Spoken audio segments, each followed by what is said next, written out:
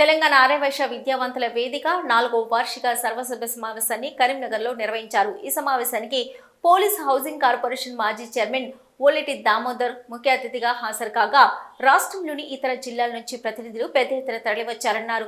నిరుపేదలకు అండగా నిలిచి వారి ఉన్నతి మార్గం వేయాలనే ఆలోచన నుంచే ఈ విద్యావంతుల వేదిక పురుడు పోసుకుందన్నారు. ఓలేటి దామోదర్ ప్రజా శ్రేయస్సు కోసం ఇలాంటి కార్యక్రమాలను నిర్వహించుకోవాలని ఆయన శతాబ్దాల కాలంగా సమాజ సేవలో ఆర్యవైశ్యులు ముందున్నారన్నారు. కేవలం ఆర్యవైశ్యుల కోసమే కాకుండా వైశ్యేతరుల సంక్షేమం కోసం చర్యలు తీసుకుంటున్నామన్నారు.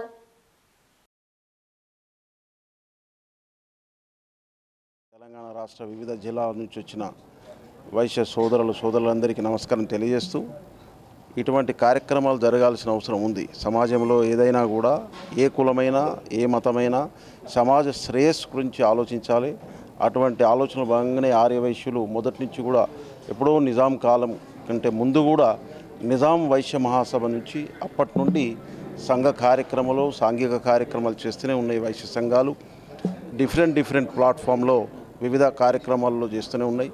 హాస్టల్స్ అనుకునియండి, సత్రాలు అనుకునియండి, మహాసభ ద్వారా కానివ్వండి, ఇట్లా అఫీషియల్స్ అండ్ ప్రొఫెషనల్స్ అవోపో ద్వారా కానివ్వండి, ఎన్నో కార్యక్రమాలు ఎన్నో ఆర్గనైజేషన్ పేరు మీద వైశ్యులు ఈ తెలంగాణలో కాదు ఉమ్మడి ఆంధ్రప్రదేశ్ ఉన్నప్పుడు కూడా వైశ్య సంఘాలు సమాజ సేవకు ఒక వైశ్యులకే కాక వైశ్యేతరులకు కూడా మరి ఎన్నో కార్యక్రమాలు చేస్తున్న సంగతి మనందరికీ తెలుసు. సమాజం కొరకు ఆలోచించి మరి వైశ్యుల గురించి ఆలోచించి బీద వైశ్యుల గురించి ఆలోచించాలనే ఆ కార్యక్రమంతో భాగంగా ఒక వైశ్యకిరణం పేపర్ ద్వారా గత 25 సంవత్సరాల నుంచి సేవ చేస్తున్న బల్లు ప్రకాష్ గారికి వైశ్యకిరణం పేపరే కాకుండా ఒక మంచి ఆలోచన వచ్చింది.